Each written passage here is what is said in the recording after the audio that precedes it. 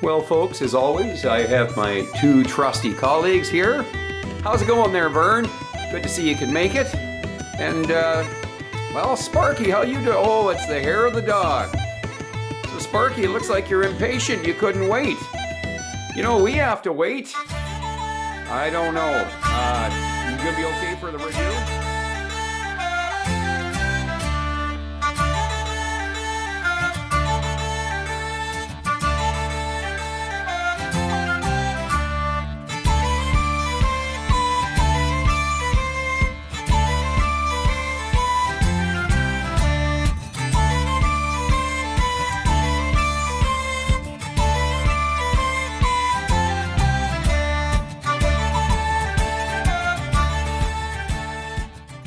So we have Scotland here, and this is the Outer Hebrides, and we're looking at the island of Islay, and down in the Port Ellen area here we're going to locate the distillery of Ardbeg, right there, just to the northeast of Lagavulin. Oh, welcome to Noel's World of Whiskey, and here we have it, the Ardbeg Ten, and we are going to do a review on this icon. My first introduction to the Ardbeg Ten was a gift from my son many years ago. So let's get at her. Quick, brief history. I'm going to run through this fairly fast. So let's go back to 1815. That's when Ardbeg was founded by John McDougall. And he actually gets a legal license, even though we know that there was probably distilling 15 years prior to that. So in 1838, there's a new owner, Thomas Buchanan. He's a Glasgow spirit merchant, and he buys the distillery for £1,800. And his son, Alexander, manages the operations. Now, Alexander McDougall dies in 1853, and after his death, Ardbeg is co-run by Colin Hay, and of course, McDougall's sisters, Margaret and Flora, who be maybe rightfully called Scotland's first female distillers. And we move on now to 1922. Now we have Alexander McDougall and Company Limited buying Ardbeg for £19,000. 1977, the big Canadian conglomerate there, Hiram Walker acquires Ardbeg. But in 1981, we got the whiskey lock, and we know what happens there. So the production dwindles to nothing, and it was pretty devastating because there was 18 jobs that were lost, and that spin-off was much bigger in the community. 1987, Allied Lyons acquires Hiram Walker, and of course that means they've now are in control of Ardbeg. 2 years later, on a really small scale, they resumed the distilling just to meet up for the blenders. 1997, big change. Glenmorangie and Company purchased the distillery. And after that second closure in 1991, there was a lot of rebuilding going on. And the distillery reopens in 1997. Full production commences. And the first bottlings, the 17-year-old, 1978 vintage, and the Ardbeg Provenance. Oh God, I'd like to have had some of those. 1998, Ardbeg was actually voted Distillery of the Year. And, you know, their production is now back to 1999. It's up 600,000 liters. So things are going good for Ardbeg. So in the year 2000, Ardbeg Ten is launched, and it is followed by the Ugadale in 2003. 2005, Moët Hennessy, an LVMH is what we nickname them as. They take over Glenmorangie, and things are still, you know, high production. I think they met something like 1 million liters that year, and basically. Michael Heads, 2007, he becomes Ardbeg's 20th manager. Now he's a local boy. He was born and raised on Islay. So He'd worked actually when he was younger at Islay, and he got away. He actually was, I think, the master distiller at Jura, but now he's back as the head guy at Ardbeg. 2008, Jim Murray's Bible Whiskey of the Year. It's interesting because it was followed up by the Uigeadail, I think it was 2009, and 2010 I believe was Corey Brecken. So in 2015, we're celebrating 200 years of the Ardbeg distillery in operation. So Michael Heads is now retired, and we now have Colin Gordon, who worked under Michael Heads, who is the current distillery manager. That's the history of Ardbeg. So we're going to move ahead now. We'll talk a wee bit about the still, and then we'll move on to the review. The distillery output is quite big for a distillery that only has 2 pots. The wash still has a capacity of about 18,000 litres, and the spirit still is about 17,000 litres. And this produces approximately 10,000 barrels of spirit per year. The distillery employs about 60 people and also provides them with a dwelling on premises. Since 2018, the new still house is under construction, which will double the Ardbeg distilling capacity. And the core range of the Ardbeg really is the Ardbeg Ten, the Uigeadail, and the Corey Brecken. Let's get at her. This is the Ardbeg Ten. It's one that I haven't reviewed it before, and I certainly have indulged in it through the years.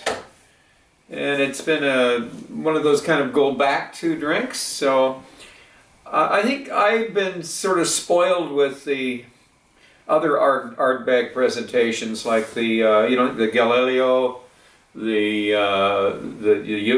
Uigeadail, and of course the Corey Brecken.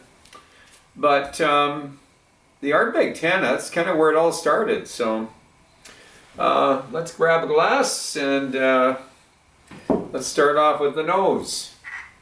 You know, the interesting thing about this hasn't gone up a lot. I'm trying to remember what this thing is worth there. I paid less than $100 for this bottle when I originally got it, and my son paid a lot less when he bought me. He introduced me to the Ardbeg Ten. I'll have to check and see what it is worth. Of course, I'll post it on the video there what the current price is. But I know I paid less than $100 for it when I purchased it.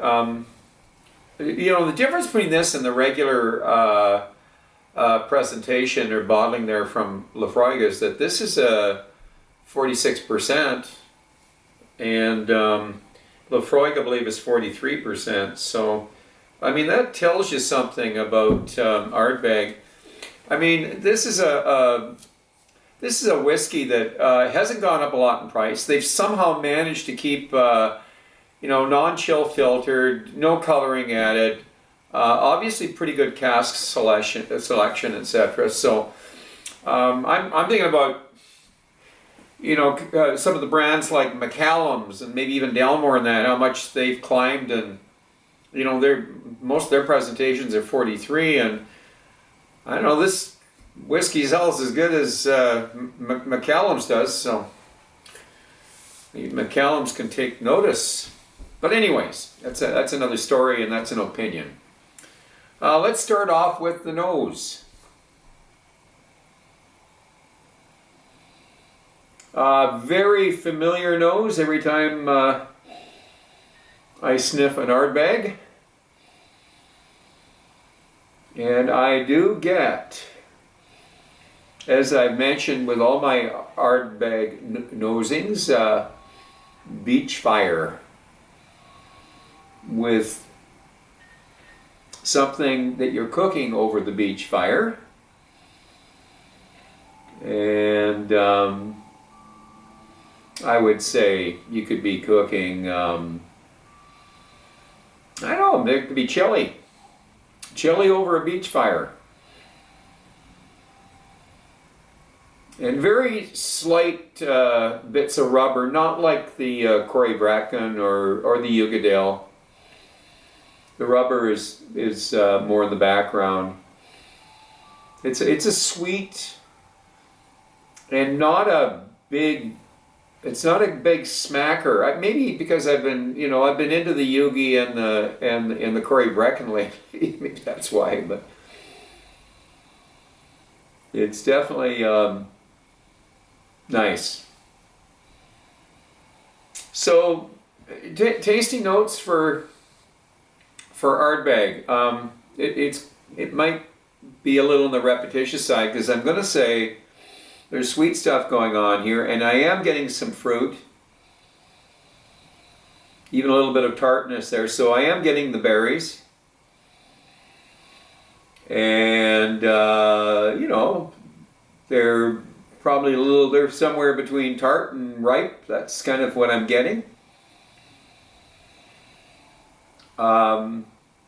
You don't get as clear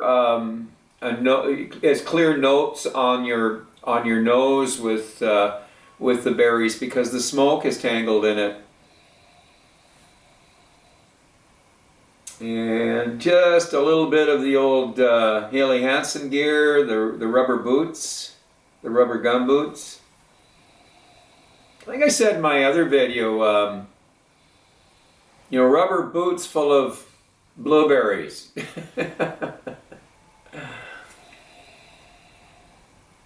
And but there's some sweetness definitely going on here. And here comes the chocolate. It's not as dark as it's a chocolate. It's maybe more of a cream chocolate. But definitely some citrus going on. And having a little fun here, picking stuff out. Like I say, it doesn't smack you as hard, but it doesn't mean I can't pick things out here. I am getting the seagulls. I can hear them. You're definitely on the beach. You're on the beach, you're in the boat, you're on the ocean. So some people like to talk about band-aids. I sort of talk that, more about the kelp and the seaweed because that's to me the same, well, pretty much the same thing that we're talking, medicinal or whatever. To me, some people say medicinal, but I relate more to the beach. I relate more to maritime notes. So, like beach fires and, I can, every once in a while I smell a piling, that has the creosote and the tar on it, but it's ever so slight. It's not like the Corey Brecken or the Octomore. But nice. It's just a really nice. I like this. I love the nose on the Ardbeg Ten. I really do. It's not overpowering. It's inviting. I mean, if people are starting off with a peated drink and that, and just to nose, give them the opportunity to nose this stuff. It's pretty special. Anyways, let's move on. Let's go to the palate. Sláinte.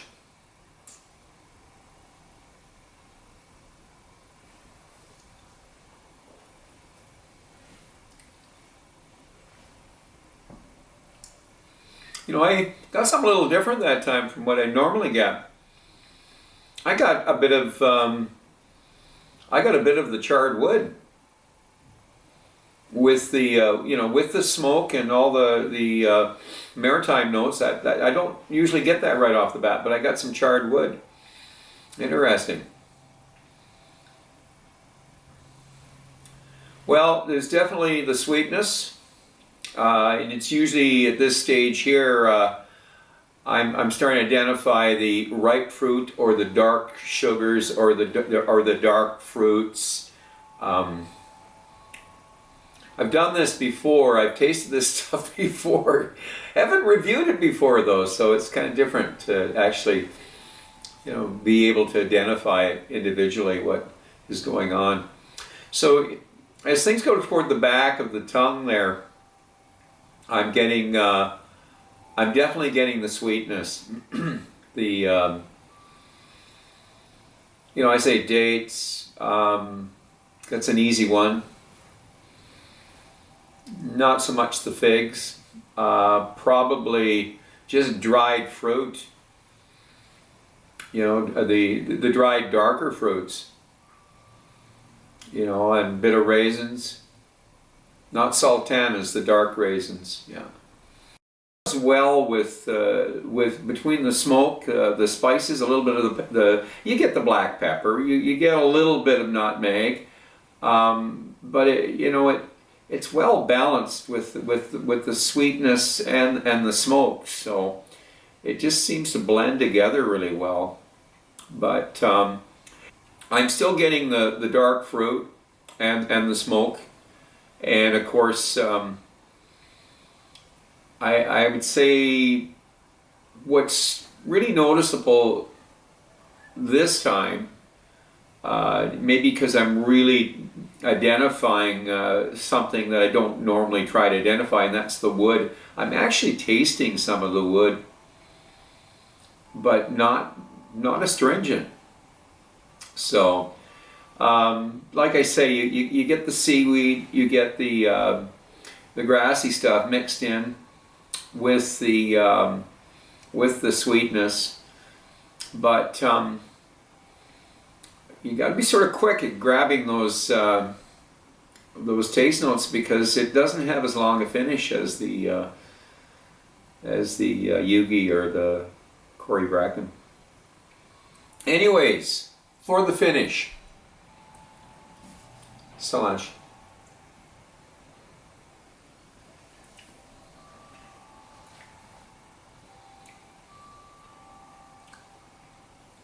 Well, of course the smoke's always going to be the first, but I'm getting a little bit of the malt, cereal malt, and a little bit of a nuttiness to it. And again, you got your beach fire tangled in some spicy stuff there. Probably again the black pepper and a little bit of the nutmeg. Baking spices. You got to kind of grab these. You got to grab these taste notes a little faster because this doesn't have as long a finish as the Cory Bracken or the Yugadale. But it coats your tongue. It's got certainly some body to it. Just not as it's not as heavy a hitter as those other two. But I don't know, water. I mean, water seems to be a big thing with some of the reviewers. I use it once in a while. I do agree it does work. Does bring up certain things at times, but I find also it can hinder. And in this case, I know from experience that the Ardbeg Ten, I don't enjoy when I maybe I put 1 drop or 2 drops or something, and maybe it might do something. But I am going to say that yeah, what the hell? Let's try it. 1 drop, 2 drops of water. Let's do it.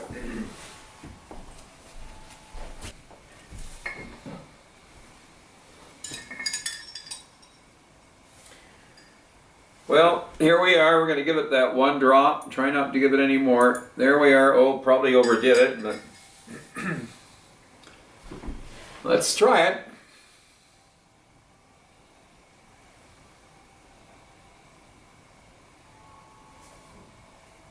Oh, getting more of the medicinal now.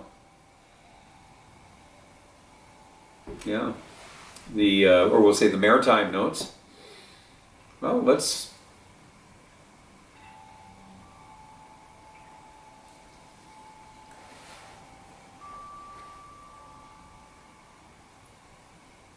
Well, I didn't ruin it.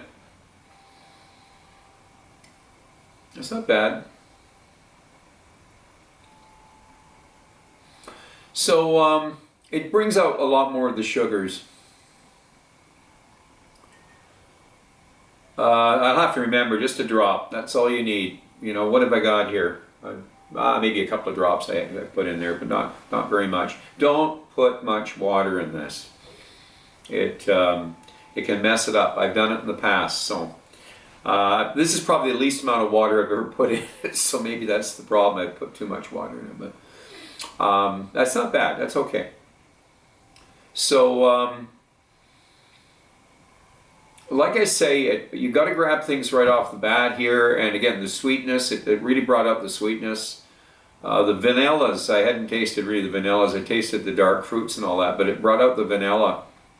And I mentioned something about the, when I nosed it, I was getting the Maritime. I said medicinal, Maritime, it's all the same thing. But more so than I was before. I'm not getting the pepper. Pepper disappeared. And I'm getting a little bit of the malt though. So, but just as I'm speaking here, it's fading. So, the water is great, but don't expect to have a long finish with the water. So, but overall, I'm going to say this is a really nice dram. This is well balanced, I will say that about it. Good cask influence. Overall, it's just a really good drink. It's a well recommended drink. Certainly if you're starting off, you've done the Kalila, maybe you started off in Bowmore, now you've done the Kalila, you're sort of working your way up. This is probably a good one to this or the Lagavulin 16. Either one would be a great graduation from, let's say, a Kalila, but the difference is that this is a 46, the Lagavulin's 43. There's not going to be a huge difference other than they do taste different. The Lagavulin, you're right on the beach. You really are. It's so iodide and you're chewing on seaweed and that kind of stuff. So, but this is more, let's get the beach fire going. And let's cook up something. Let's cook up something on the fire, maybe some kippers or something. But overall, I'm going to give this as an 86. I think it's a really good score for something that I know it was under $100. Again, I'm going to look it up. I'm going to put it on the review, and it's highly recommended for the price, for what you're getting. Again, 46% non-chill filtered. No coloring added. I don't know how they do it, and keep the price down. I mean, it's only gone up a small amount. I know that, and it hasn't. This is the same. This is the same Ardbeg I've been drinking for years. There's nothing strange going on here. I think overall, this is a winner, and what can I say? I recommend it. So 86, and as always. Drink wisely, drink intelligently, do not drink and drive. Until the next time, Sláinte.